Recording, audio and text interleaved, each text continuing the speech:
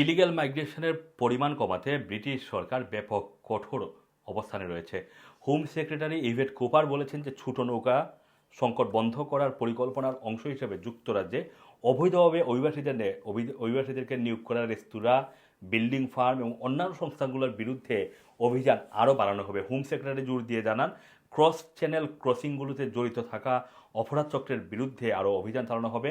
অন্যদিকে চ্যানেল পাড়ি দিয়ে গত রোববার 8 জন অভিবাসী মারা গিয়েছেন। এই বছর এখন পর্যন্ত নৌকাডুবিতে 46 জন অভিবাসী মারা যাওয়ার পরেও কিন্তু থামছে না চ্যানেল ক্রস করে আসা অভিবাসীদের ঢল।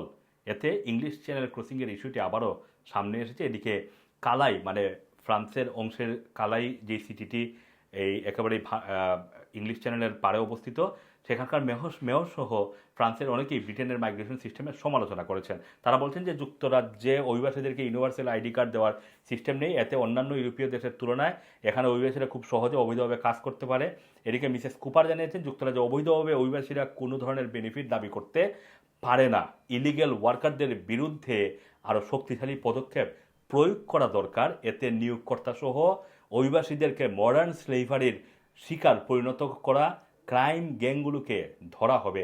হোম অফিসের কর্মকর্তারা সতর্ক করে জানিয়েছেন, যদি কেউ ইলিগেল ওয়ার্কারদের কাজের সুযোগ করে দিয়ে অপরাধী প্রমাণিত হলে 5 বছরের জেল সহ বিপুল অঙ্কের জরিমানা দিতে হবে। আপনারা জানেন যে ইতিমধ্যেই 45,000 পাউন্ড জরিমানার বিধান নিয়ে এসেছে একজন অবৈধ অভিবাসীকে যদি ধরা হয় কোনো জায়গায়, মানে কোনো কর্মক্ষেত্রে। আর একই জায়গায় যদি 6 মাসের ভিতরে দ্বিতীয়বার মানে অবৈধ কর্মী পাওয়া যায়, তাহলে 60,000 পাউন্ড পর্যন্ত জরিমানা করা হবে। তবে ফরাসি মন্ত্রীরা যুক্তরাজ্যের লেবার আইনের সমালোচনা করেছেন। এদিকে অভিবাসন সংকট মোকাবেলায় সোমবার ইতালির ডানপন্থী প্রধানমন্ত্রী জর্জিয়া মেলোনির সাথে আলোচনা করেছেন স্যার কিয়ার স্টারমার। অভিবাসী সংখ্যা 2/3 কমিয়ে এনেছে ইতালি, তাই মাইগ্রেশন নিয়ে ইতালির পরামর্শ নিবে ব্রিটিশ সরকার। ইতালির উত্তর আফ্রিকার দেশগুলোর সাথে অভিবাসন প্রতিরোধে কাজ করছে।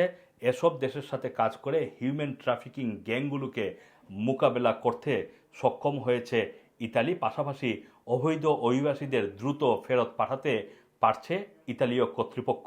এদিকে সরকারের ন্যাশনাল পুলিশ চিফস কাউন্সিলের সাবেক চেয়ারম্যান এবং মেট্রোপলিটন পুলিশের সাবেক সহকারী কমিশনার মার্টিন হিউটকে নবগঠিত বর্ডার সিকিউরিটি কমান্ড পরিচালনার দায়িত্ব দেওয়া হয়েছে। আপনারা জানেন যে ব্রিটেনের বিভিন্ন রেস্তোরাঁয় কিন্তু এখন অভিযান চালানো হচ্ছে, গ্রোসারি শপ থেকে শুরু করে একেবারে আমরা যদি বলি যে কার ওয়াশ, তারপরে এই যেসব জায়গায় বিল্ডিং ওয়ার্কের কাজ করা হয়, ডেভেলপমেন্টের কাজ করা হয়, সেই সব জায়গা পর্যন্ত কিন্তু এখন প্রচুর পরিমাণে রেড দেওয়া হচ্ছে এবং অভিবাসীদেরকে ধরে ডিটেনশন সেন্টারে নিয়ে যাওয়া হচ্ছে, জরিমানা করা হচ্ছে সেই সব প্রতিষ্ঠানকে। Assam Rana TV, London.